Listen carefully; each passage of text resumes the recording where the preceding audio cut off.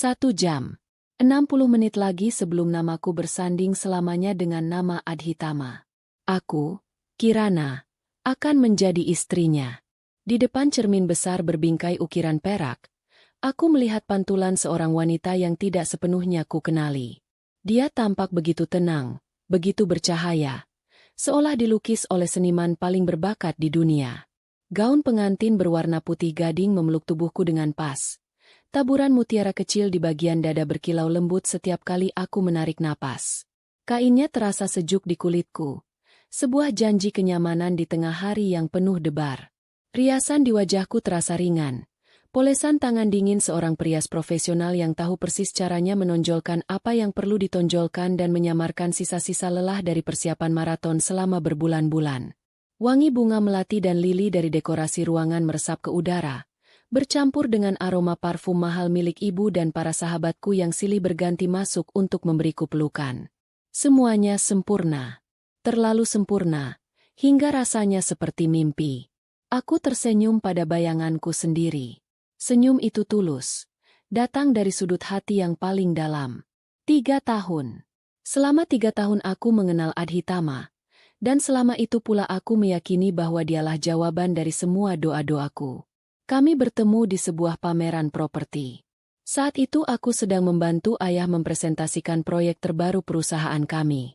Aku ingat betul, aku sedikit gugup saat harus berbicara di depan banyak investor, dan sebuah slide presentasi tiba-tiba macet.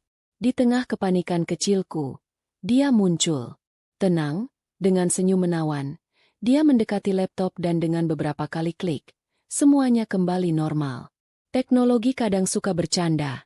Bisiknya pelan di sisiku, suaranya hangat dan menenangkan. Sejak saat itu, semuanya mengalir begitu saja. Dia bukan sekadar pria tampan dengan tutur kata yang sopan. Dia cerdas. Dia memahami seluk-beluk bisnis keluarga kami lebih cepat daripada yang kuduga. Ayah, yang biasanya sangat sulit dibuat terkesan, langsung menyukainya. Anak itu punya visi, kata ayah suatu malam saat makan malam, setelah Adhitama memaparkan ide brilian tentang ekspansi bisnis properti kami ke sektor agrowisata. Kenangan itu membuatku tersenyum lebih lebar. Adhitama tidak pernah memandangku hanya sebagai seorang wanita. Dia melihatku sebagai partner. Kami sering berdiskusi hingga larut malam tentang pekerjaan, tentang masa depan, tentang impian-impian kami. Dia mendukung keputusanku untuk tetap aktif di perusahaan setelah menikah nanti. Dia tidak pernah sekalipun mencoba membatasi ruang gerakku. Kirana, otakmu terlalu berharga untuk hanya diam di rumah, katanya suatu kali, dan kalimat itu membuatku merasa begitu dihargai. Dia sempurna. Calon suami yang sempurna, dan calon menantu yang sempurna bagi keluargaku. Bahkan ibunya, Ibu Sonya, tampak begitu menyayangiku. Seorang wanita anggun yang selalu memujiku di setiap pertemuan keluarga. Kamu anugerah bagi Adhitama. Nak, akhirnya anakku menemukan pelabuhan hatinya yang tepat. Ujarnya sambil mengelus rambutku beberapa minggu lalu. Pintu ruangan rias diketuk pelan, lalu terbuka. Ibu masuk. Wajahnya tampak haru namun berseri-seri. Beliau mengenakan kebaya berwarna sage yang serasi dengan milik ayah.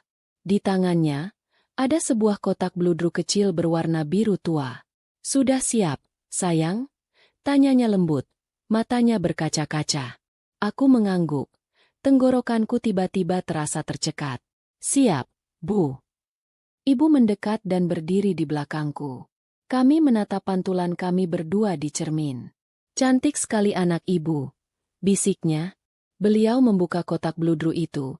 Di dalamnya terbaring sebuah jepit rambut antik dari emas dengan hiasan permata giok kecil. Ini milik nenek buyutmu. Ibu memakainya di hari pernikahan ibu. Sekarang, giliranmu. Dengan tangan yang sedikit gemetar, ibu memasangkan jepit rambut itu di sanggulku.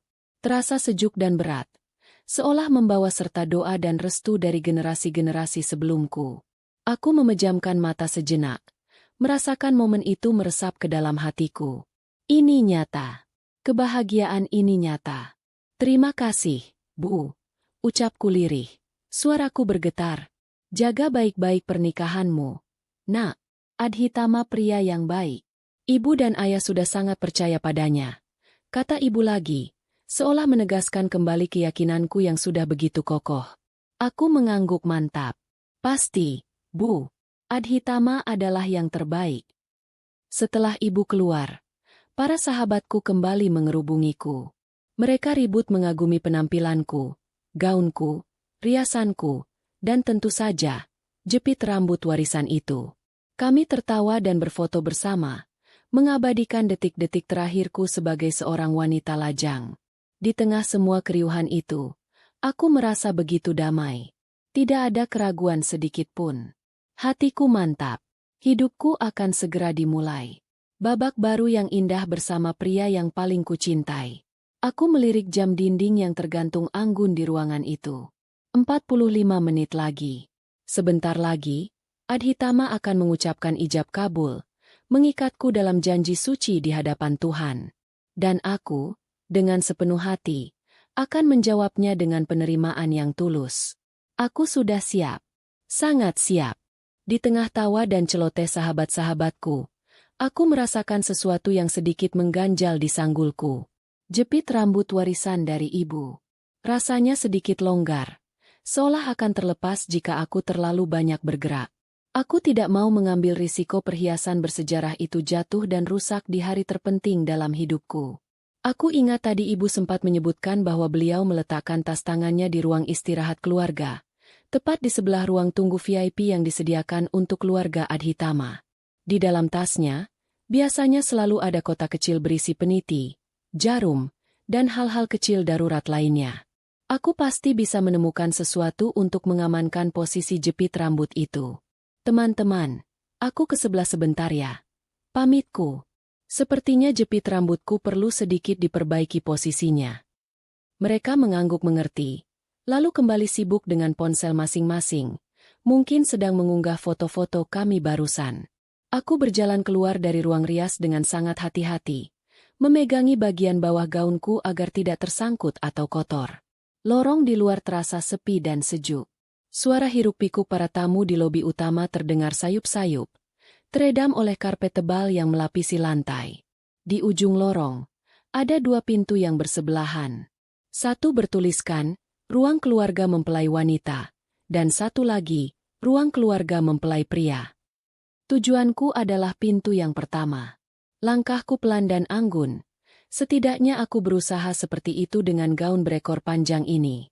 Saat aku hampir sampai di depan pintu ruang keluarga kami, aku mendengar suara dari pintu di sebelahnya. Pintu ruang keluarga Adhitama. Pintu itu sedikit terbuka, menyisakan celah selebar beberapa senti. Aku bisa mendengar suara Adhitama dan ibunya, Ibu Sonya, di dalam. Aku tidak bermaksud menguping. Sama sekali tidak. Aku hanya kebetulan lewat, dan suara mereka cukup jelas untuk sampai ke telingaku. Awalnya aku hanya tersenyum. Mungkin mereka sedang membicarakan betapa gugupnya Adhitama, atau betapa bahagianya mereka hari ini. Namun, senyumku perlahan memudar saat aku menangkap intonasi suara mereka. Dingin, datar, dan penuh perhitungan. Sama sekali bukan suara dua orang yang sedang diselimuti kebahagiaan. Semuanya berjalan sesuai rencana. M.A., kata Adhitama. Suaranya bukan suara hangat yang biasa ku dengar. Ini adalah suara seorang pebisnis yang sedang melaporkan hasil kerjanya. Bagus, sahut Ibu Sonya. Nadanya tajam dan tanpa emosi. Pastikan setelah akad nanti, kamu langsung membuka pembicaraan soal ruko di Jalan Sudirman itu. Jangan ditunda-tunda. Gunakan alasan bulan madu dan butuh modal untuk usaha baru kita. Bilang saja itu hadiah pernikahan yang akan kalian kelola berdua. Jantungku berhenti berdetak selama sepersekian detik. Ruko di Jalan Sudirman? Itu adalah salah satu aset properti pertama milik ayah. Fondasi dari bisnis kami. Mengapa mereka membicarakannya? Tenang saja. M.A. Kirana itu bodoh kalau sudah menyangkut cinta. Tawa Adhitama terdengar. Tawa yang asing. Tawa yang merendahkan. Tawa yang membuat darahku terasa membeku. 3 tahun aku membangun citra sebagai menantu idaman. Jangankan cuma ruko, seluruh perusahaan ayahnya pun bisa kita ambil alih pelan-pelan. Perempuan itu terlalu percaya padaku. Dia pikir aku benar-benar mencintainya. Dunia di sekelilingku seakan runtuh. Lantai marmer di bawah kakiku terasa bergoyang. Wangi bunga lili yang tadi terasa begitu menenangkan, kini menusuk hidungku seperti racun. Gaun pengantin yang indah ini mendadak terasa seperti sangkar yang menyesakkan. Setiap kata yang mereka ucapkan adalah palu godam yang menghantam hatiku berkeping-keping. Keluarganya juga sama saja. Orang-orang tua kolot yang mudah sekali terkesan dengan tutur kata manis dan proposal bisnis yang bagus. Lanjut Ibu Sonya. Suaranya penuh dengan nada cemooh. Mereka pikir kita benar-benar keluarga terpandang. Mereka tidak tahu kalau kita hampir bangkrut dan pernikahan ini adalah satu-satunya jalan keluar kita. Terima kasih pada kebodohan putri kesayangan mereka. Aku menutup mulutku dengan kedua tangan, menahan suara jeritan yang nyaris keluar dari tenggorokanku. Air mata mengancam akan tumpah, tapi anehnya, tidak ada satu tetes pun yang jatuh. Rasa sakit yang luar biasa itu dengan cepat berubah menjadi sesuatu yang lain. Sesuatu yang dingin, keras, dan tajam. Amarah. Amarah yang begitu pekat hingga membuatku sulit bernapas. Penipu. Mereka adalah penipu. 3 tahun hidupku adalah sebuah kebohongan besar. Setiap kata cinta, setiap pelukan hangat, setiap janji masa depan, semuanya palsu. Aku bukan calon mempelai wanita bagi mereka. Aku hanyalah sebuah aset. Sebuah kunci untuk menguras harta keluargaku. Tubuhku gemetar hebat, bukan karena takut atau sedih, tapi karena murka. Aku ingin mendobrak pintu itu, menampar wajah mereka, dan meneriakkan semua kebohongan mereka di depan semua orang. Tapi sebuah pikiran lain yang lebih jernih melintas di benakku. Jika aku melakukan itu, mereka bisa dengan mudah memutarbalikkan fakta. Mereka akan menuduhku histeris, cemburu, atau bahkan gila. Aku butuh bukti. Dengan gerakan yang terasa seperti dalam gerak lambat, aku merogoh tas kecil yang kubawa. Ponselku. Tanganku bergetar begitu hebat hingga aku hampir tidak bisa menekan tombol rekam suara. Setelah berhasil, aku berjongkok perlahan. Tidak peduli lagi jika gaunku yang mahal ini akan kusut. Dengan sangat hati-hati, aku menyelipkan ponselku melalui celah di bawah pintu. Aku hanya berharap mikrofonnya cukup sensitif untuk menangkap semua percakapan busuk mereka. Aku harus mendapatkan bukti.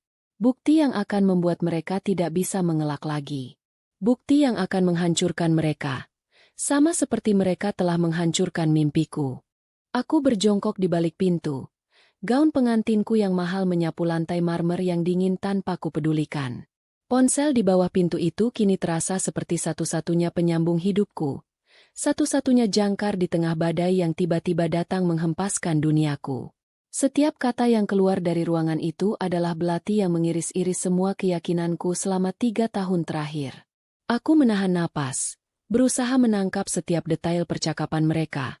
Merekamnya tidak hanya di dalam ponsel, tetapi juga di dalam benakku. Jadi, ruko itu yang pertama? Suara Adhitama terdengar lagi. Lebih jelas kali ini. Ada nada tidak sabar di dalamnya. Setelah itu, apa? Aku sudah muak harus berpura-pura tertarik dengan semua rapat dewan direksi yang membosankan itu. Sabar, Adhitama, sabar. Sahut Ibu Sonya. Nadanya seperti seorang jenderal yang sedang memberi arahan strategi perang. Kesabaranmu selama 3 tahun ini akan terbayar lunas. Setelah ruko itu atas namamu, langkah kedua adalah saham perusahaan. Pak Wiratama itu tua dan sentimental. Dia pasti akan dengan senang hati memberikan sebagian sahamnya pada menantu kesayangannya yang brilian ini, sebagai hadiah pernikahan tambahan. Kita akan bilang ini untuk menjamin masa depan cucu-cucunya kelak. Orang tua seperti dia lemah jika sudah menyangkut soal keturunan. Pak Wiratama. Ayahku. Mereka membicarakan ayahku seolah beliau adalah target operasi, bukan calon mertua. Mereka menyebut kebaikan hati dan rasa sayangnya pada keluarga sebagai sebuah kelemahan yang bisa dieksploitasi. Rasa mual naik ke kerongkonganku. Pria yang beberapa jam lalu memelukku dan berjanji akan menjagaku seumur hidupnya, kini sedang merencanakan cara untuk menghancurkan ayahku. Aku masih tidak percaya mereka tidak pernah sekalipun memeriksa latar belakang kita. Adhitama tertawa lagi, tawa yang sama hinanya seperti sebelumnya. Mereka benar-benar menelan semua cerita kita tentang bisnis properti di Singapura yang gagal karena pandemi. Padahal, uang itu habis di meja judi dan untuk membayar utang-utang lama. Karena mereka orang baik, Adhitama. Dan orang baik cenderung berpikir orang lain juga baik. Itu keuntungan kita. Balas Ibu Sonya. Lagi pula, penampilanmu meyakinkan. Kamu bicara seperti orang terpelajar. Penampilanmu mahal. Dan yang paling penting, Kirana memujamu. Saat seorang anak perempuan sudah dibutakan cinta, orang tuanya akan ikut buta. Buta? Ya, aku memang buta. Aku dibutakan oleh pesonanya, oleh perhatiannya yang dibuat-buat, oleh semua kebohongan manis yang dia rangkai dengan begitu indah. Aku ingat suatu hari, kami berjalan di tepi danau. Aku bercerita tentang impianku untuk membangun sekolah gratis bagi anak-anak tidak mampu. Matanya menatapku lekat, seolah aku adalah wanita paling mulia di dunia. Dia bilang, impianmu itu impianku juga, sayang. Nanti, sebagian keuntungan dari bisnis kita akan kita alokasikan untuk yayasan sosial milikmu. Aku menangis haru saat itu. Ternyata, di balik tatapan penuh puja itu, otaknya sedang menghitung berapa banyak keuntungan yang bisa dia curi. Ponselku di bawah pintu sedikit bergetar. Mungkin karena ada notifikasi masuk. Jantungku berdebar kencang. Takut getaran itu menghasilkan suara dan mereka menyadarinya. Tapi mereka terlalu asyik dengan rencana jahat mereka. Oh iya, bagaimana dengan jam tangan pemberian Kirana waktu itu? Tanya Ibu Sonya. Nadanya berubah ringan, seolah sedang membicarakan hal sepele. Yang katanya simbol waktu abadi kalian. Kamu masih menyimpannya, kan? Itu bisa jadi barang bukti kalau terjadi sesuatu. Terdengar suara Adhitama mendengus. Sudah kujual sebulan yang lalu. Ma, harganya lumayan untuk menutupi kekalahanku di bursa saham. Aku bilang padanya jam itu sedang diperbaiki karena kacanya tergores. Dia percaya begitu saja. Dia memberiku arloji seharga mobil. Dan aku hanya memberinya cincin imitasi murahan untuk pertunangan kami. Kali ini, aku benar-benar merasakan sesuatu retak di dalam dadaku. Bukan hatiku, tapi sesuatu yang lebih fundamental. Harga diriku. Semua kenangan manis yang kusimpan seperti harta karun, ternyata hanyalah sampah bagi mereka. Setiap hadiah tulus dariku hanya dinilai dari harganya. Setiap kata cintaku hanya dianggap sebagai ocehan gadis bodoh. Amarah yang tadi dingin kini mulai membara, menjalar ke seluruh pembuluh darahku. Aku tidak lagi merasa sakit. Aku merasa jijik. Jijik pada mereka, dan jijik pada diriku sendiri karena pernah begitu memuja pria seperti Adhitama. Air mata yang tadi kutahan entah menguap kemana, digantikan oleh sebuah ketenangan yang menakutkan. Pikiranku menjadi jernih. Kabut cinta yang selama ini menyelimutiku telah sirna, dirobek oleh kenyataan pahit yang kudengar sendiri. Aku bukan korban. Aku tidak akan menjadi korban. Percakapan di dalam sepertinya akan berakhir. Aku mendengar suara kursi bergeser. Sudah, ayo kita bersiap-siap. Sebentar lagi pertunjukan utamanya dimulai. Kata Ibu Sonya. Pasang wajah bahagiamu, Adhitama. Sambut pengantinmu dan harta keluarganya. Tentu, Ma. Aku aktor terbaik untuk peran ini. Ini kesempatanku. Sebelum mereka membuka pintu, aku harus mengambil ponselku kembali. Dengan gerakan cepat namun tanpa suara, aku menarik ponselku dari bawah pintu. Tanganku menyentuh ujung gaunku yang dingin dan aku berhasil meraihnya tepat sebelum aku mendengar langkah kaki mendekat ke arah pintu dari dalam. Aku segera berdiri, merapikan gaunku secepat mungkin, dan berjalan menjauh dari pintu terkutuk itu, menuju pintu ruang keluargaku. Jantungku berdemtam keras, bukan lagi karena sakit hati, tapi karena adrenalin. Aku baru saja lolos dari penemuan, membawa serta sebuah senjata yang akan menghancurkan mereka. Aku berhenti sejenak di depan pintu ruang keluargaku, memejamkan mata. Istana pasir yang kubangun selama 3 tahun telah hancur disapu ombak kebenaran. Dan sekarang, tugasku adalah memastikan orang-orang yang membangun istana itu di atas kebohongan, akan ikut terseret oleh arusnya. Aku tidak jadi masuk ke ruang istirahat keluargaku. Tujuanku bukan lagi mencari peniti untuk jepit rambut yang longgar. Jepit rambut itu, gaun ini, semua kemewahan palsu di hari ini, tiba-tiba terasa tidak ada artinya. Aku memutar tubuhku dan berjalan kembali ke ruang rias tempat sahabat-sahabatku menunggu. Setiap langkah terasa berat, seolah aku menyeret beban pengkhianatan yang baru saja kuterima. Lorong yang tadi terasa sepi dan sejuk, kini terasa mencekam dan dingin. Ornamen bunga di sepanjang dinding yang tadi tampak indah, kini terlihat seperti bunga duka cita. Saat aku membuka pintu ruang rias, tawa dan obrolan riang sahabat-sahabatku langsung menyambutku. Nah, ini dia pengantinnya. Sudah beres, Kir? Tanya salah seorang dari mereka. Aku memaksakan seulas senyum tipis. Sudah, jawabku singkat. Mereka tidak menyadari perubahan dalam diriku. Bagi mereka, aku masih Kirana yang sama seperti 5 menit yang lalu. Kirana yang sedang berada di puncak kebahagiaan. Mereka tidak tahu bahwa Kirana yang itu sudah mati di depan pintu ruang mempelai pria. Yang berdiri di hadapan mereka sekarang adalah orang yang sama sekali berbeda. Aku berjalan lurus ke arah cermin besar, melewati mereka semua. Aku butuh melihat diriku sendiri. Di cermin, aku melihat pantulan seorang pengantin yang sempurna. Riasan tanpa celah, gaun yang megah, rambut yang tertata anggun. Tapi mataku, mata itu berbeda. Tidak ada lagi kilau kebahagiaan di sana. Yang ada hanyalah kobaran api dingin dan ketegasan yang belum pernah kulihat sebelumnya. Wanita di cermin ini bukan korban yang akan menangis meratapi nasibnya. Dia adalah seorang pejuang yang sedang merancang serangan balasan. Kalian semua bisa keluar sebentar? Pintaku. Suaraku terdengar lebih tegas dari biasanya. Aku butuh waktu sendiri beberapa menit. Sahabat-sahabatku saling berpandangan, sedikit bingung dengan permintaanku yang tiba-tiba, tapi mereka tidak membantah. Mereka mengangguk dan berjalan keluar satu persatu, meninggalkanku sendirian di dalam keheningan ruangan yang luas itu. Begitu pintu tertutup, aku langsung menguncinya. Aku butuh ruang aman. Aku butuh waktu untuk berpikir. Aku menyandarkan kedua tanganku di meja rias, menatap lekat-lekat pantulan diriku. Napasku memburu. Pilihan-pilihan melintas di kepalaku dengan cepat. Pilihan pertama, aku keluar sekarang, lari ke aula utama, naik ke panggung dan berteriak bahwa Adhitama adalah seorang penipu. Hasilnya? Kekacauan. Aku akan dianggap gila, histeris. Adhitama dan ibunya akan dengan mudah memainkan peran sebagai korban, menuduhku mengalami tekanan pranikah.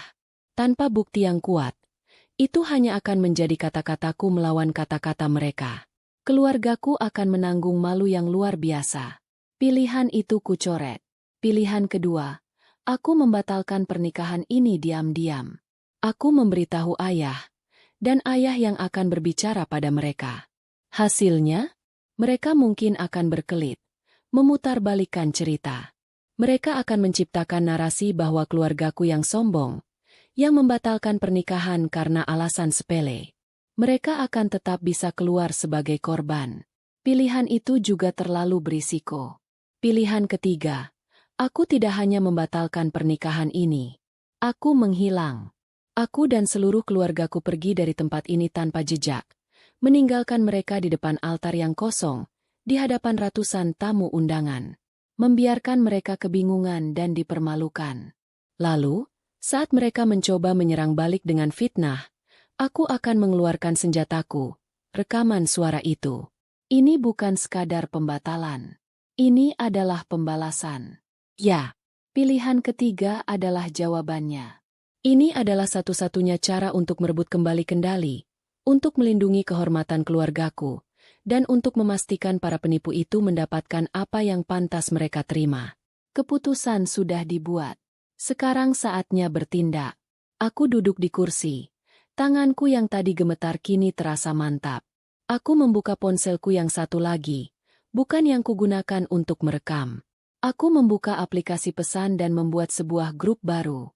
Aku memasukkan nomor ayah, ibu, dan kakak laki-lakiku, Mas Danu. Aku mengetik pesan dengan cepat, Setiap huruf adalah penegasan atas keputusanku. Ayah, Ibu, Mas Danu, ada masalah sangat serius. Jangan panik. Jangan tunjukkan apa-apa. Aku mohon, temui aku di ruang rias sekarang juga. Lewat pintu belakang dapur kalau bisa. Jangan sampai terlihat oleh keluarga Adhitama. Ini menyangkut kehormatan keluarga kita. Aku mohon, cepat. Pesan terkirim. Centang 2, biru. Mereka sudah membacanya. Sambil menunggu mereka datang, aku membuka ponsel yang kugunakan untuk merekam tadi. Aku mencari file rekaman itu. Aku memutarnya sejenak, hanya untuk memastikan semuanya terekam dengan baik. Suara tawa Adhitama yang merendahkanku kembali terdengar, membuat perutku kembali mual. Aku menekan tombol berhenti. Aku segera mengirim file audio itu ke alamat email pribadiku dan juga ke cloud storage. Bukti ini terlalu berharga untuk disimpan di satu tempat. Setelah memastikan file terkirim dan terunggah, aku menghapusnya dari folder rekaman di ponsel itu. Tidak boleh ada jejak. Aku berdiri dan berjalan mondar-mandir. Setiap detik terasa seperti 1 jam. Bagaimana jika ayah tidak percaya padaku? Bagaimana jika ibu pingsan? Aku harus kuat. Aku harus bisa meyakinkan mereka dengan cepat. Tidak ada waktu untuk drama. Tidak ada waktu untuk air mata. Yang ada hanyalah waktu untuk bertindak. Beberapa menit kemudian, aku mendengar ketukan pelan di pintu. Bukan ketukan riang dari sahabat-sahabatku, tapi ketukan ragu-ragu. Kirana, ini ayah. Terdengar suara ayah dari luar. Jantungku berdebar kencang. Inilah saatnya. Aku menarik napas dalam-dalam, menguatkan diriku. Aku membuka kunci pintu. Di depanku berdiri ayah, ibu, dan Mas Danu. Wajah mereka penuh dengan kecemasan dan kebingungan. Ada apa, Nak? Kamu baik-baik saja? Tanya ibu. Tangannya langsung memegang lenganku. Aku menggeleng. Aku tidak apa-apa, Bu. Tapi kita dalam masalah besar. Aku menutup dan mengunci pintu kembali. Aku menatap mereka satu persatu. Lalu tanpa basa-basi lagi, aku berkata, pernikahan ini harus dibatalkan. Sekarang juga. Wajah ayah, ibu, dan Mas Danu membeku. Permintaan konyolku untuk membatalkan pernikahan 30 menit sebelum akad terdengar seperti lelucon yang tidak lucu. Ayah adalah orang pertama yang memecah keheningan. Rahangnya mengeras. Kirana, sadar kamu bicara apa? Suaranya rendah dan tegas. Nada yang biasa beliau gunakan saat menutup negosiasi bisnis yang alot. Ratusan tamu sudah menunggu. Penghulu sudah di tempat. Jangan membuat keributan karena masalah sepele.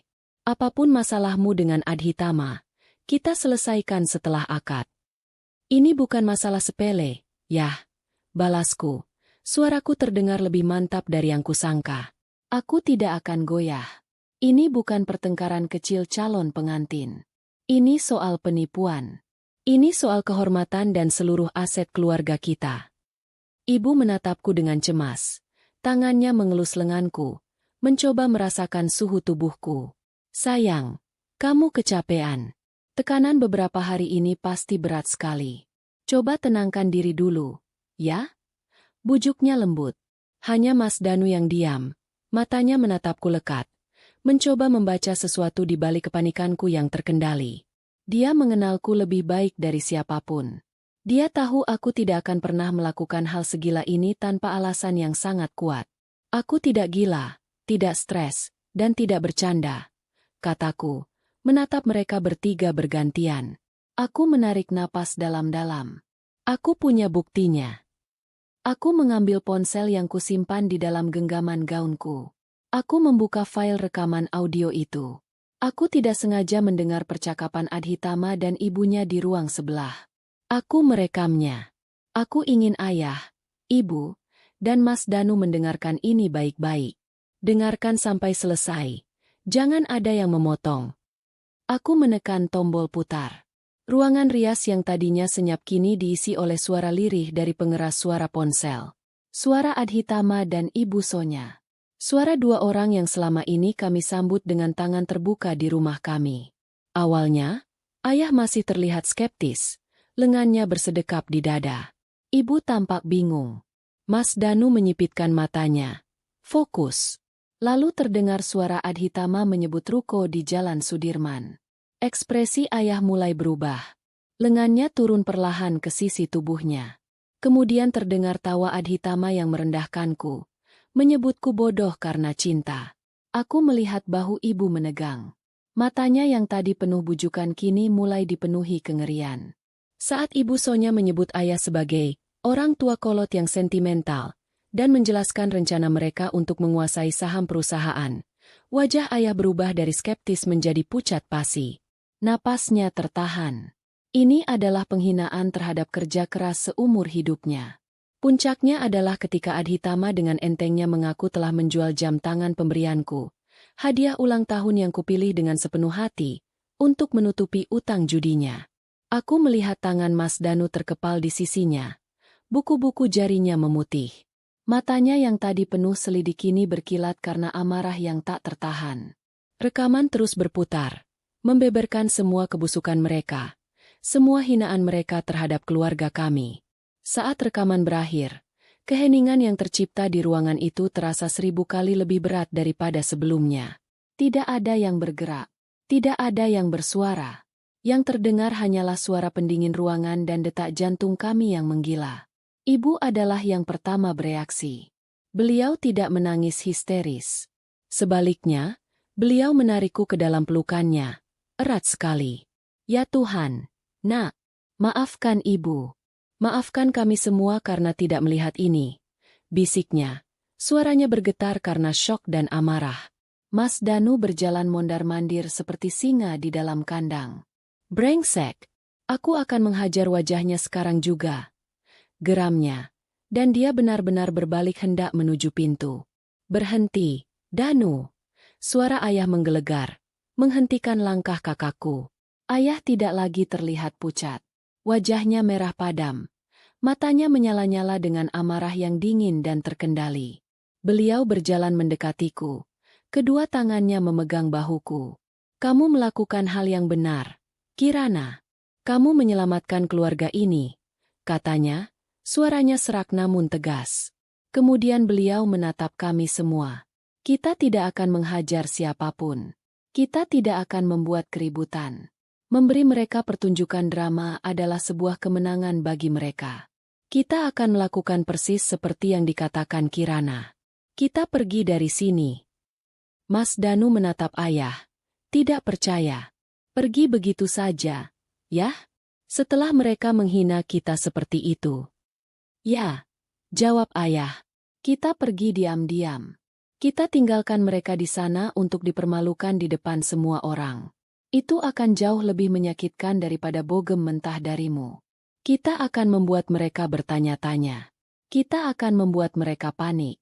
Dan saat mereka mencoba memfitnah kita, anakku ini, ayah menatapku dengan bangga, sudah memegang senjata untuk menghancurkan mereka selamanya.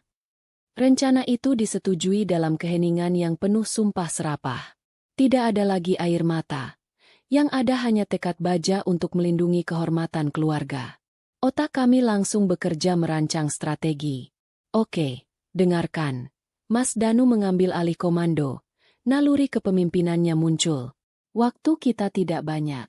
Sekitar 20 menit lagi orang-orang akan mulai mencari kita.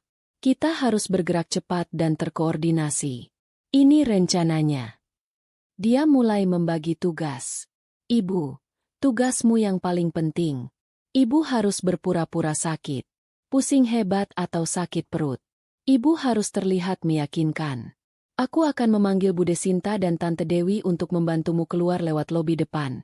Seolah-olah hendak ke mobil untuk mengambil obat atau ke rumah sakit. Itu akan menjadi pengalih perhatian utama kita. Ibu mengangguk. Wajahnya yang lembut kini tampak tegas.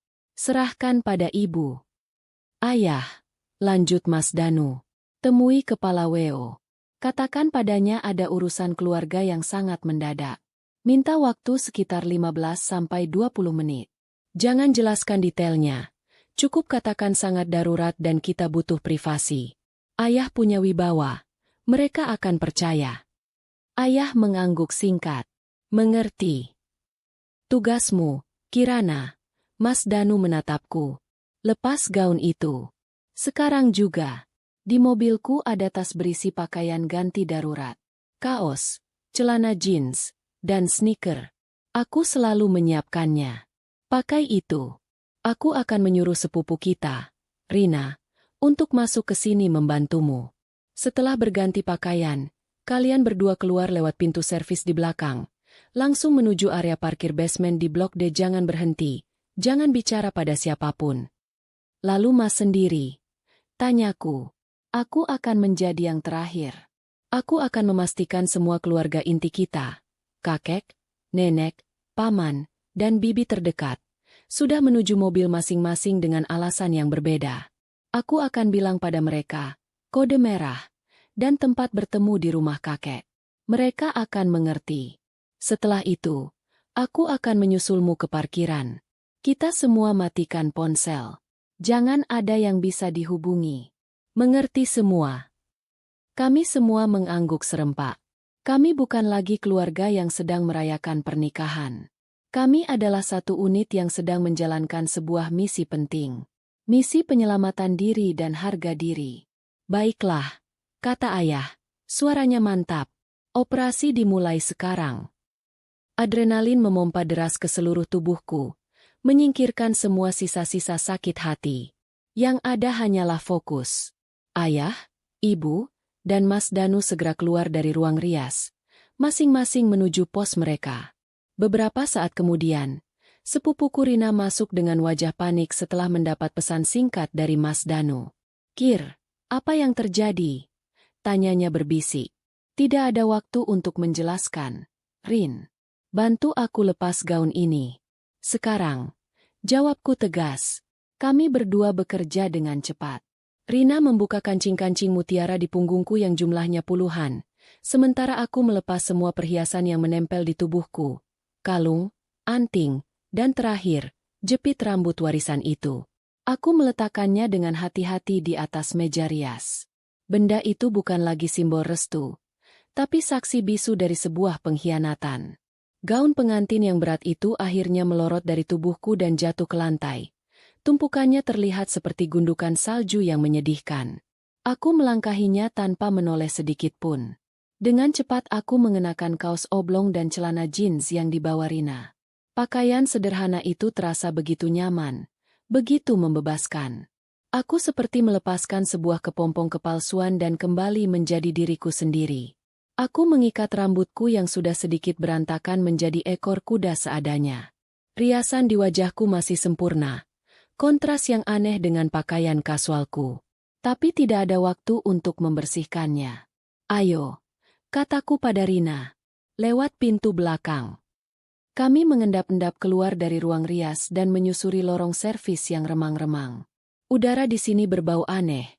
Campuran antara bau masakan dari dapur dan bau cairan pembersih lantai. Kami berjalan cepat, melewati tumpukan kotak-kotak catering dan para pegawai hotel yang sibuk berlalu lalang. Untungnya, tidak ada yang terlalu memperhatikan kami. Mereka mungkin mengira kami adalah panitia yang sedang sibuk. Setiap belokan terasa menegangkan. Aku takut berpapasan dengan tamu atau kerabat yang kukenal. Jantungku berdebar kencang saat kami hampir bertabrakan dengan seorang koki yang membawa nampan besar. Kami berhasil menghindar tepat pada waktunya dan segera mempercepat langkah, menuruni tangga darurat yang menuju ke parkiran basement. Sementara itu, di lobi utama, sebuah drama kecil sedang berlangsung. Ibu menjalankan perannya dengan sempurna. Beliau tiba-tiba memegangi kepalanya. Tubuhnya sedikit limbung dan hampir jatuh jika tidak ditahan oleh Bude Sinta. Wajahnya pucat dan bibirnya bergumam bahwa ruangan terasa berputar. Beberapa tamu yang melihat tampak khawatir. Mas Danu, yang seolah kebetulan berada di dekat situ, segera menghampiri dengan wajah panik yang dibuat-buat. Ibu kenapa? Tanyanya. Cukup keras untuk didengar orang-orang di sekitarnya. Tidak tahu, Danu. Tiba-tiba pusing sekali. Jawab ibu dengan suara lemah. Kita harus bawa ibu ke mobil. Mungkin hanya butuh udara segar dan minum obat, kata Mas Danu. Ia memberi isyarat pada beberapa tante dan paman untuk membantu. Keriuhan kecil itu berhasil menarik perhatian. Kepala Weo yang sedang sibuk mengoordinasi acara pun mendekat dengan cemas. Saat itulah ayah muncul. "Tenang, semuanya tenang," kata ayah dengan nada berwibawa. "Istri saya sepertinya kelelahan. Kami akan membawanya beristirahat sebentar. Tolong beri kami waktu sekitar 15-20 menit. Ada sedikit urusan keluarga yang harus diselesaikan. Kami harap pengertiannya." Kepala Weo itu mengangguk patuh. Tidak ada yang berani membantah Pak Wiratama. Pengalih perhatian itu berhasil. Di tengah kebingungan kecil itu, beberapa anggota keluarga inti kami, yang sudah mendapat pesan dari Mas Danu, mulai menyelinap keluar satu persatu dengan berbagai alasan. Ada yang pamit ke toilet, ada yang pura-pura menerima telepon penting, ada yang beralasan harus mengambil sesuatu di mobil. Aku dan Rina akhirnya sampai di parkiran basement Blok D, suasananya sepi dan sedikit pengap. Kami segera menemukan mobil Mas Danu. Aku masuk dan menunduk di kursi belakang, bersembunyi. Tak lama kemudian, mobil ayah dan beberapa mobil paman yang lain tiba dan parkir di dekat kami. Mereka keluar dari mobil dan menunggu dalam diam. Wajah mereka tegang. Beberapa menit yang terasa seperti selamanya. Akhirnya Mas Danu muncul, berlari kecil. Ia memastikan semua anggota tim Exodus kami telah berada di tempat. "Semuanya sudah di sini?" tanyanya. Ayah mengangguk. "Sudah. Kita berhasil. Matikan semua ponsel. Sekarang juga." Perintah Mas Danu. Serentak, kami semua mengeluarkan ponsel dan mematikannya. Memutuskan hubungan dengan dunia luar, terutama dengan orang-orang yang kami tinggalkan di gedung itu. "Ayo jalan," kata ayah. Mesin-mesin mobil dinyalakan serempak. Kami keluar dari parkiran basement dalam sebuah konvo senyap. Saat mobil kami melewati gerbang utama hotel, aku tidak bisa menahan diri untuk tidak menoleh ke belakang. Aku melihat gedung megah itu, berkelip dengan cahaya lampu-lampu mewah. Di dalamnya, ratusan orang sedang menunggu sebuah pernikahan yang tidak akan pernah terjadi. Di dalamnya, 2 orang penipu sedang menunggu mangsa yang telah lolos dari perangkap mereka. Tidak ada rasa sedih. Tidak ada penyesalan. Yang ada hanyalah perasaan lega yang luar biasa. Seolah aku baru saja selamat dari sebuah bencana besar. Kami melaju di jalan raya, menjauh dari gedung itu, meninggalkan sebuah bom waktu kebingungan dan rasa malu yang sebentar lagi akan meledak. Drama belum berakhir. Aku tahu ini. Ini baru permulaan dari perang yang sesungguhnya. Di dalam ruang tunggu VIP yang sejuk dan mewah, Adhitama merapikan dasi kupu-kupunya untuk yang kelima kalinya. Ia menatap pantulan dirinya di cermin besar. Seorang pria tampan dalam setelan jas pengantin berwarna perak yang dirancang khusus. Rambutnya tertata sempurna, senyumnya terkembang penuh percaya diri. Di sofa beludru di sudut ruangan, Ibu Sonya duduk dengan anggun, menyeruput teh melati dari cangkir porselen tipis. Mereka tampak seperti potret keluarga bangsawan yang sempurna, penuh ketenangan dan kebahagiaan. Tapi di balik ketenangan itu, ada euforia kemenangan yang nyaris tak tertahankan. "Lihat dirimu, Adhitama," kata Ibu Sonya. Matanya berbinar menatap putranya. "Hari ini, kamu adalah raja. Dan sebentar lagi, kerajaan Wiratama akan menjadi milikmu." Adhitama tertawa kecil, tawa yang sombong dan penuh kepuasan. "Semua berkat arahan Mama, tentu saja. Aku tidak menyangka akan semudah ini. Kirana dan keluarganya benar-benar bodoh." "Bukan bodoh, sayang. Mereka hanya terlalu percaya," koreksi ibunya. "Dan kepercayaan adalah mata uang termahal di dunia. Hari ini, kita mencairkannya." Mereka berdua terdiam sejenak, membayangkan masa depan yang terbentang di hadapan mereka. Utang-utang lunas, gaya hidup mewah kembali, dan yang terpenting, status sosial mereka terangkat kembali dari jurang kebangkrutan. Pernikahan ini bukan sekadar solusi, ini adalah sebuah jackpot. 3 tahun investasi kesabaran dan akting yang melelahkan akhirnya akan terbayar lunas. Adhitama melirik jam tangan Rolex di pergelangan tangannya. Jam tangan baru yang dibelinya setelah menjual pemberian Kirana. Waktu akad nikah sudah tiba. Seharusnya penghulu dan perwakilan keluarga sudah memanggil mereka. Kenapa belum ada yang memanggil kita? Tanya Adhitama, sedikit tidak sabar.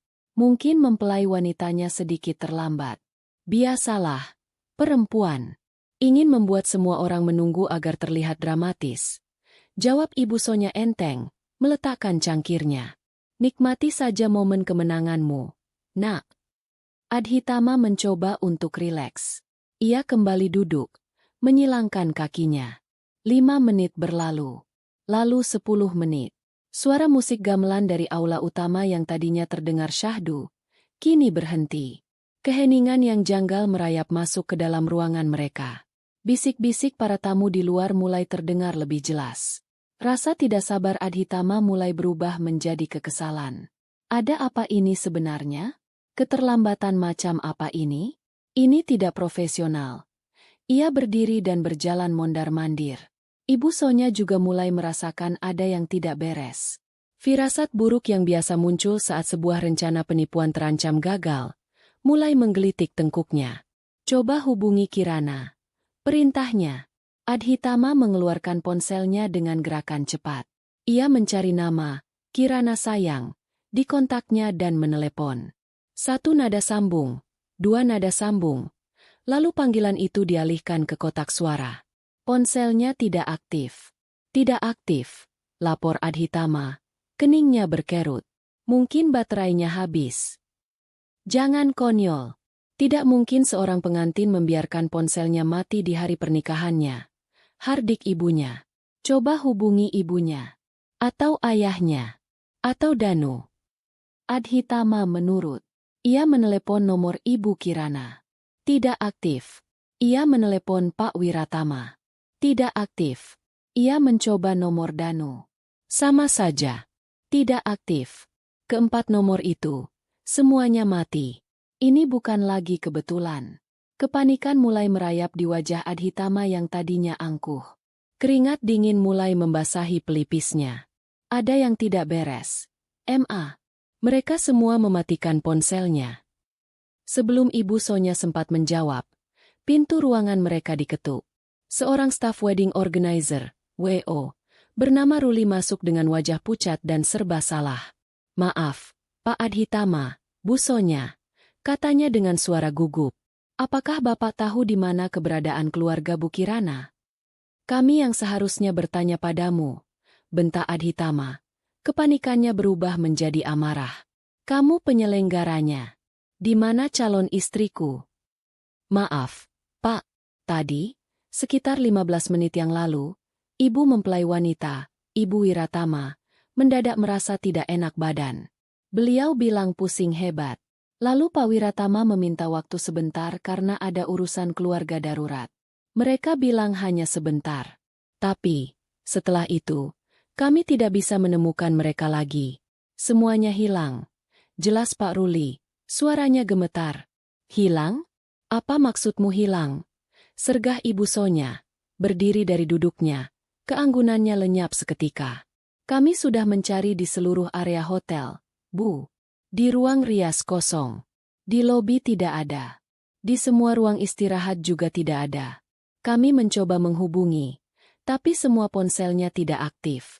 Beberapa anggota keluarga inti mereka yang lain juga tidak bisa kami temukan. Lanjut Pak Ruli. Tubuh Adhitama terasa lemas. Kakinya seperti jeli. Satu keluarga menghilang begitu saja. Ini bukan urusan darurat. Ini bukan karena sakit. Ini adalah sebuah pelarian. Mereka kabur. Tidak mungkin. Bisik Adhitama pada dirinya sendiri. Matanya menatap kosong ke depan.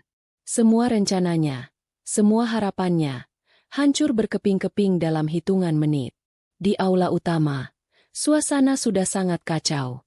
Para tamu undangan yang tadinya duduk rapi kini berdiri, saling berbisik dan bertanya-tanya. Penghulu yang sudah menunggu hampir 30 menit akhirnya bangkit dari kursinya, mendekati Pak Ruli dan Adhitama. Maaf, Pak, saya sudah menunggu cukup lama. Jika mempelai wanita dan walinya tidak kunjung tiba dalam 5 menit ke depan, dengan sangat menyesal saya harus pergi. Saya masih ada jadwal lain, kata penghulu itu dengan tegas namun sopan. 5 menit itu terasa seperti neraka bagi Adhitama. Ia terus mencoba menelepon, mengirim pesan makian yang tidak akan pernah terkirim. Ibu Sonya hanya bisa berdiri mematung. Otaknya yang licik berusaha keras mencerna apa yang sebenarnya terjadi. Bagaimana mereka bisa tahu? Apa yang salah? Waktu habis. Sang penghulu menganggukkan kepala pada Pak Ruli, mengucapkan maaf, lalu berjalan pergi meninggalkan pelaminan yang kosong. Kepergiannya adalah sinyal kehancuran. Pak Ruli, dengan wajah menanggung malu, terpaksa naik ke atas panggung dan mengambil mikrofon. Bapak, Ibu, para tamu undangan sekalian. Suaranya bergema di aula yang senyap. Dengan permohonan maaf yang sebesar-besarnya, kami memberitahukan bahwa karena satu dan lain hal yang tidak bisa kami jelaskan, acara akad nikah pada hari ini terpaksa harus kami batalkan. Kami memohon maaf atas ketidaknyamanan ini. Pengumuman itu disambut dengan gumaman kaget dari ratusan tamu. Mereka mulai berdiri, beberapa menatap kasihan ke arah Adhitama, beberapa lainnya berbisik sambil menunjuk-nunjuk. Adhitama hanya bisa berdiri di sana, di samping kursi pelaminan kosong yang seharusnya diduduki Kirana. Jas perak yang tadi terasa gagah kini terasa seperti kostum badut. Tatapan ratusan orang terasa seperti ribuan jarum yang menusuk kulitnya. Rasa malu yang luar biasa membakar wajahnya, lebih panas dari api manapun. Ia telah ditinggalkan di depan altar. Rencananya yang sempurna tidak hanya gagal, tapi gagal dengan cara yang paling memalukan. Ia bukan lagi seorang raja. Ia adalah lelucon terbesar di kota ini. Beberapa jam kemudian, di kamar suite hotel yang seharusnya menjadi kamar pengantin mereka, suasana terasa seperti di medan perang setelah kalah telak. Vas bunga kristal pecah berserakan di lantai. Isinya dilempar oleh Adhitama dalam luapan amarah. Jas pengantin yang mahal tergeletak di lantai seperti kain lap. Adhitama duduk di tepi tempat tidur. Kepalanya terkubur di kedua tangannya. Bahunya bergetar menahan isak tangis yang frustrasi. Habis sudah. Kita habis. Ma. Malu. Aku malu sekali. Teriaknya putus asa. Seluruh kota akan menertawakanku. Bagaimana bisa ini terjadi?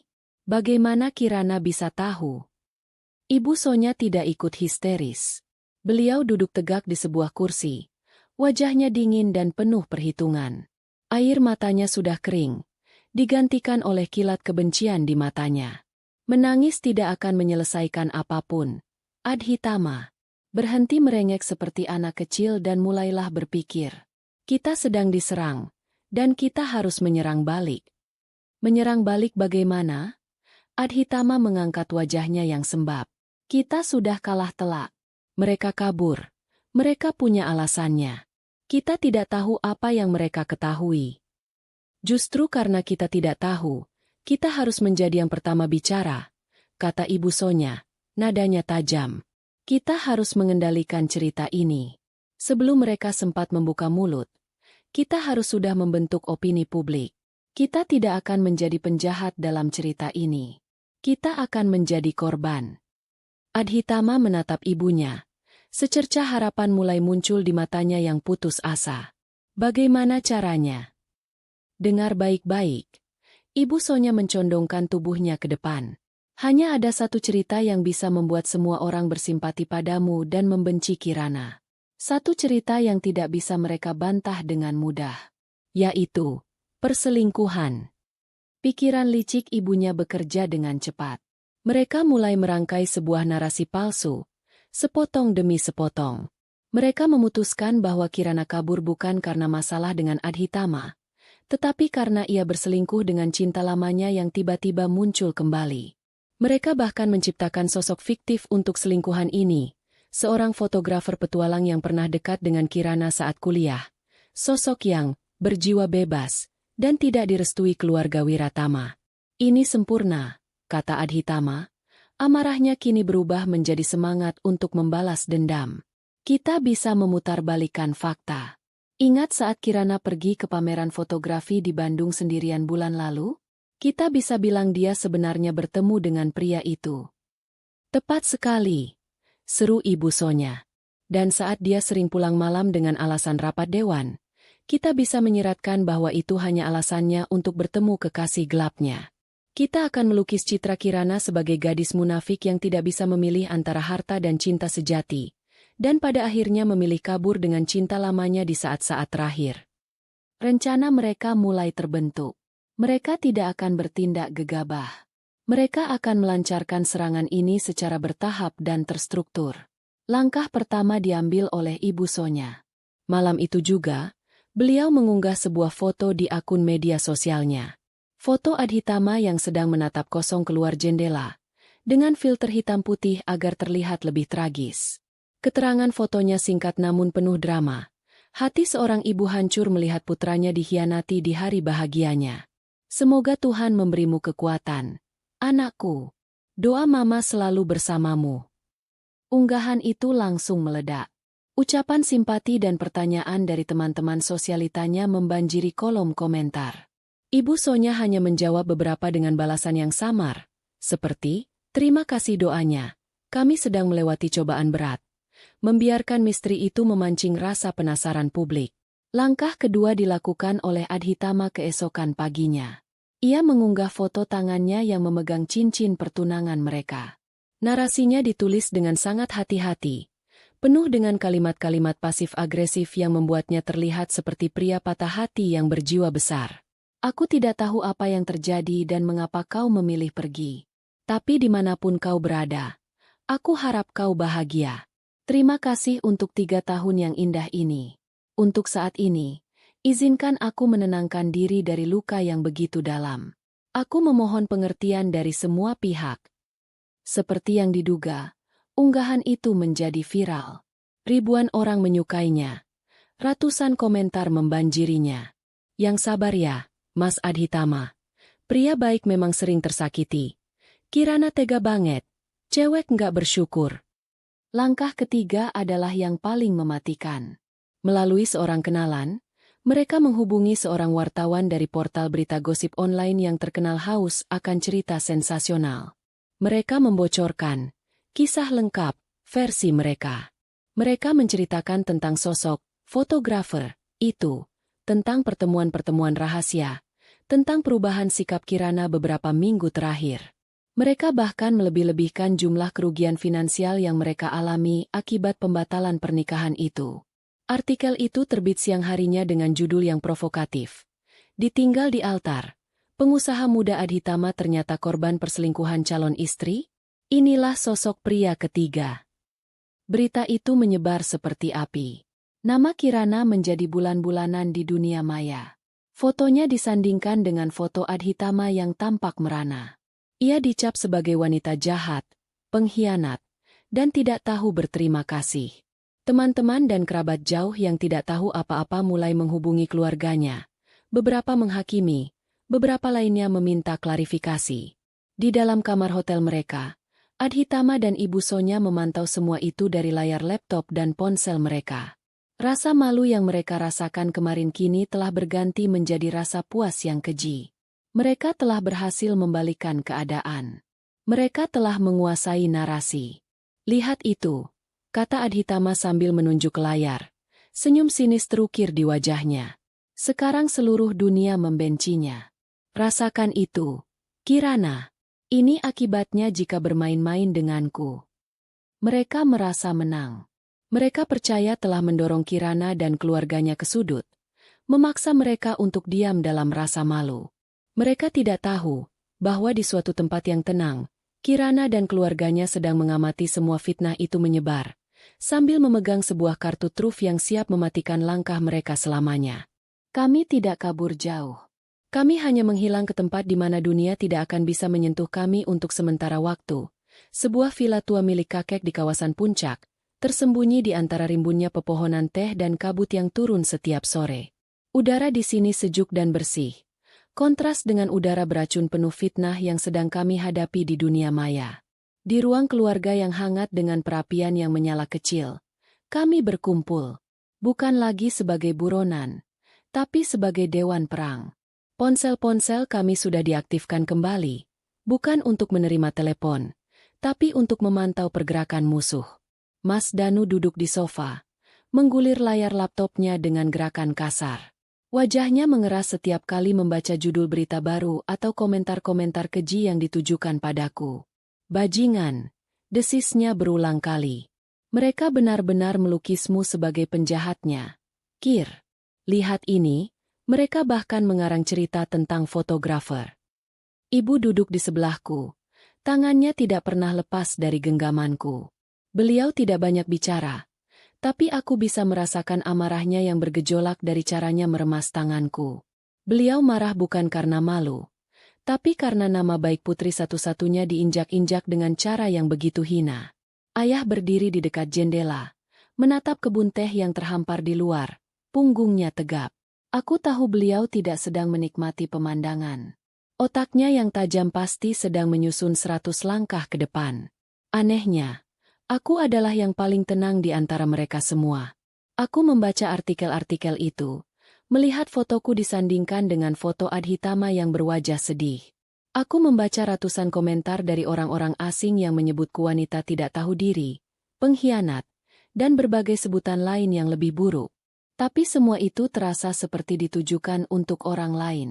Kirana yang mereka bicarakan, gadis labil yang kabur demi cinta terlarang, adalah tokoh fiksi ciptaan Adhitama dan ibunya. Dia bukan aku. Rasa sakit karena pengkhianatan itu sudah selesai. Kini yang tersisa hanyalah misi untuk menegakkan kebenaran. Mereka melakukan persis seperti yang kita duga, kataku pelan, membuat semua mata di ruangan itu menoleh padaku. Mereka panik, jadi mereka mencoba menguasai medan perang lebih dulu. Mereka menembakkan semua peluru yang mereka punya. Lalu apa yang harus kita lakukan, Kir? Tanya ibu cemas. Teman-teman ibu sudah mulai menelepon, bertanya macam-macam. Ini benar-benar memalukan. Kita tidak boleh tinggal diam. Kita harus segera membuat pernyataan bantahan. Usul salah seorang pamanku yang juga ikut bersama kami. Aku menggeleng. Pernyataan bantahan saja tidak cukup, Paman. Itu hanya akan menjadi perang kata-kata. Publik akan bingung siapa yang harus dipercaya. Kita tidak akan membantah. Kita akan membuktikan. Aku menatap ayah, mencari dukungan. Beliau berbalik dari jendela dan menatapku. Matanya yang tajam menyiratkan persetujuan. Lanjutkan, Kirana, katanya. Biarkan mereka membangun panggungnya setinggi mungkin, kataku, mengulangi keyakinanku. Biarkan semua orang percaya pada cerita mereka. Biarkan mereka merasa menang dan berada di atas angin. Dengan begitu, saat kita jatuhkan mereka dari panggung itu, suaranya akan lebih keras dan semua orang akan melihatnya. Mas Danu menutup laptopnya. Aku setuju dengan Kirana. Tapi kita perlu lebih dari sekadar rekaman suara itu. Kita butuh serangan balik yang tidak akan memberi mereka celah sedikit pun untuk berkelit. Saat itulah ayah tersenyum tipis. Senyum yang jarang sekali beliau tunjukkan. Danu benar. Dan itulah yang sudah ayah dan kakakmu persiapkan selama 24 jam terakhir. Ternyata, selama aku dan ibu mencoba menenangkan diri, ayah dan Mas Danu telah bergerak dalam senyap. Mereka tidak hanya menunggu. Mas Danu, dengan koneksinya yang luas, langsung menyewa seorang penyelidik swasta terbaik di Jakarta begitu kami tiba di villa. Ia memberikan foto Adhitama dan Ibu Sonya, dan meminta penyelidik itu untuk menggali semua informasi tentang mereka, sekecil apapun. Dan hasilnya? Tanyaku, tidak sabar. Mas Danu membuka kembali laptopnya dan menunjukkan sebuah folder di layar. Nama mereka bahkan bukan Adhitama dan Sonya. Itu nama samaran. Nama asli mereka Dimas dan Sulastri. Mereka adalah duo ibu dan anak yang sudah lama menjadi penipu spesialis. Bukan penipu kelas kakap, tapi lintah darat yang memangsa keluarga-keluarga pengusaha kelas menengah yang lengah. Ada catatan utang judi online atas nama Dimas, beberapa laporan polisi yang tidak ditindaklanjuti dari korban-korban sebelumnya yang mungkin malu untuk meneruskan kasus, dan jejak digital bisnis-bisnis palsu yang mereka tinggalkan. Mulutku ternganga. Ternyata kebohongan mereka jauh lebih dalam dari yang kuduga. Dan bukan hanya itu, ayah menimpali. Tim keuangan ayah sudah memeriksa kembali semua proposal, investasi bersama, yang pernah diajukan Adhitama. Di permukaan, semuanya terlihat bagus. Tapi setelah kami selidiki lebih dalam, ada banyak kejanggalan pada struktur perusahaan cangkang yang dia ajukan sebagai partner. Jika saja akad itu terjadi, dan aku menandatangani surat-surat awal itu, uang perusahaan kita akan tersedot habis ke rekening-rekening di luar negeri dalam waktu kurang dari sebulan. Ini bukan sekadar penipuan. Ini adalah percobaan pencucian uang terencana. Kartu as yang kupegang ternyata bukan hanya satu. Kami memiliki satu set kartu Royal Flush.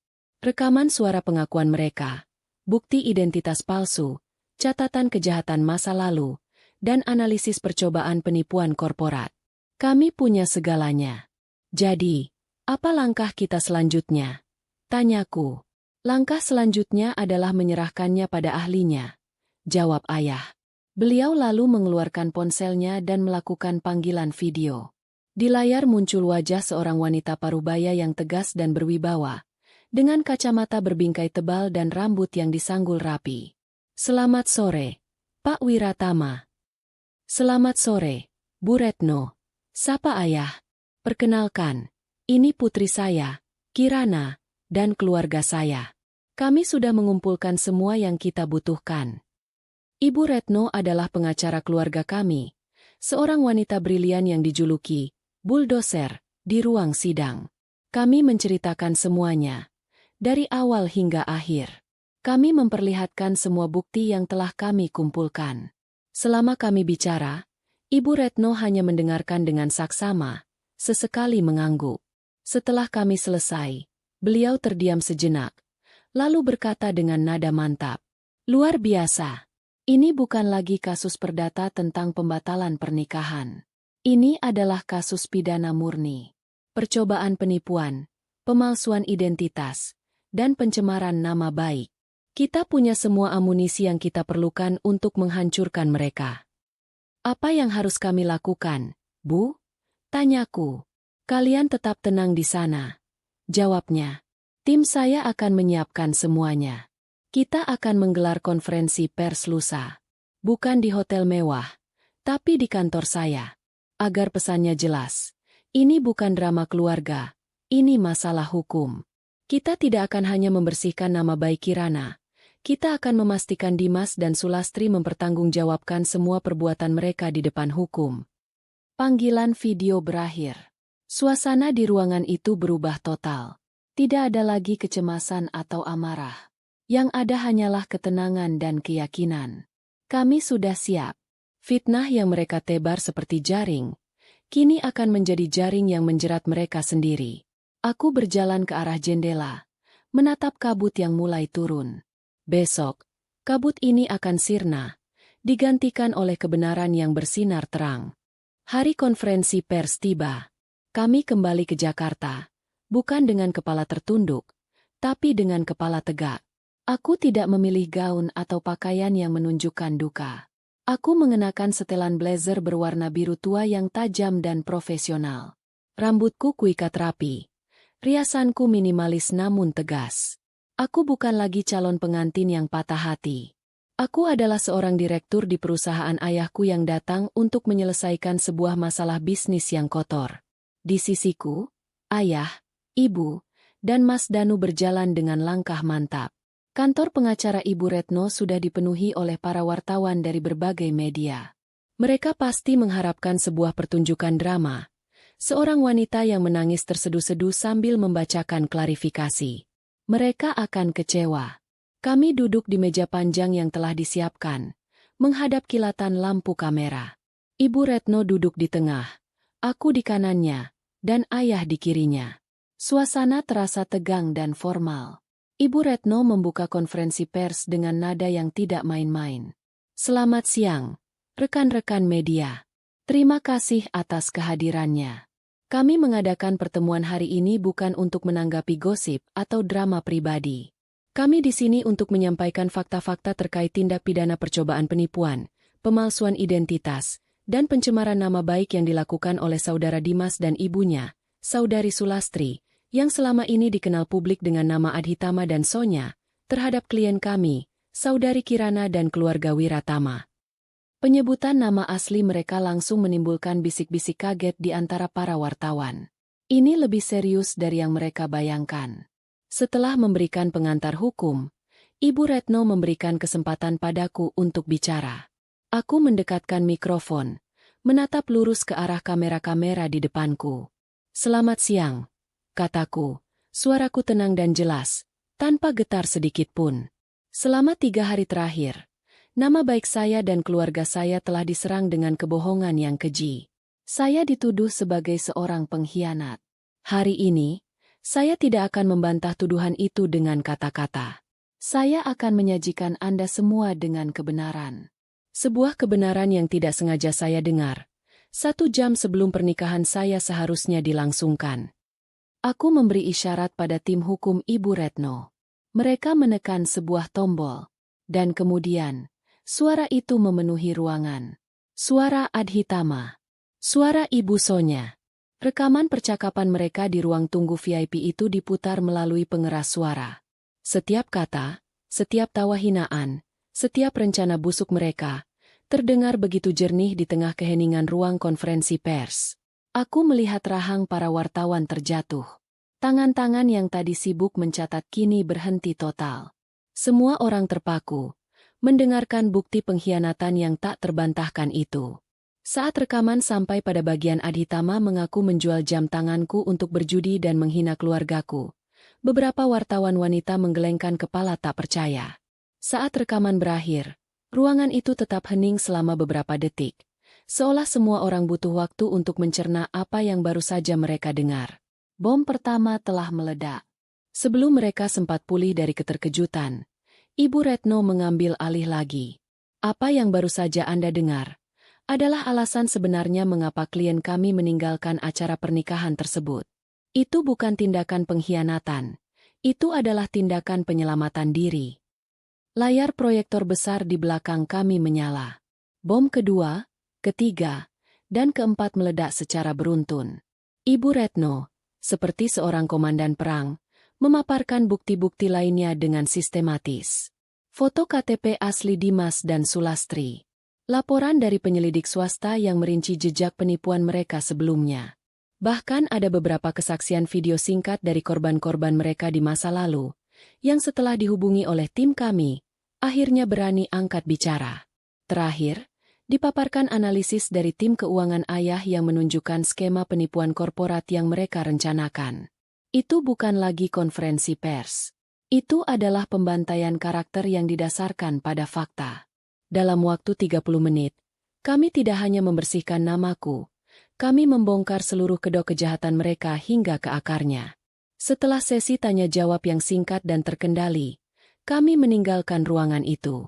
Di luar, ponselku sudah dipenuhi notifikasi. Berita itu meledak di internet.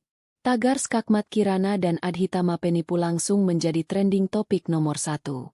Artikel-artikel yang tadinya menghakimiku kini diperbarui dengan permintaan maaf. Kolom komentar yang tadinya penuh caci maki kini berbalik 180 derajat. Dipenuhi dukungan untukku dan kutukan untuk Adhitama. Di tempat lain, di kamar hotel mewah yang mereka sewa menggunakan uang muka dari keluargaku, Adhitama dan Ibu Sonya pasti sedang menonton berita itu dengan ngeri. Kemenangan sesaat mereka telah berubah menjadi abu. Panggung tinggi yang mereka bangun telah runtuh menimpa mereka sendiri. Sore itu juga, berdasarkan laporan resmi yang telah kami ajukan sebelumnya, polisi datang mengetuk pintu kamar hotel mereka. Tidak ada lagi tempat untuk lari. Beberapa minggu kemudian, hidupku kembali normal, atau lebih tepatnya, menjadi sebuah normal yang baru. Kasus hukum terhadap Dimas dan Sulastri terus berjalan. Mereka menjadi contoh nyata bahwa kejahatan tidak akan pernah menang. Aku kembali bekerja, bahkan lebih bersemangat dari sebelumnya. Pengalaman ini tidak menghancurkanku. Sebaliknya, itu menempaku menjadi lebih kuat, lebih bijak, dan lebih berhati-hati. Suatu sore, aku duduk di balkon kantorku, menatap senja di langit Jakarta. Aku membuka galeri foto di ponselku dan berhenti di sebuah foto lama. Fotoku bersama Adhitama, tersenyum bahagia. Untuk sesaat, tidak ada rasa marah atau sakit. Yang ada hanyalah rasa syukur. Syukur karena kebenaran terungkap tepat pada waktunya. Dengan satu gerakan mantap, aku menekan tombol, hapus. Bukan untuk melupakan masa lalu, tapi untuk melepaskannya. Aku tidak kehilangan cinta sejati hari itu. Aku justru menemukan diriku yang sejati. Seorang wanita yang tidak butuh pangeran untuk menyelamatkannya, karena ia bisa menjadi pahlawan bagi dirinya sendiri.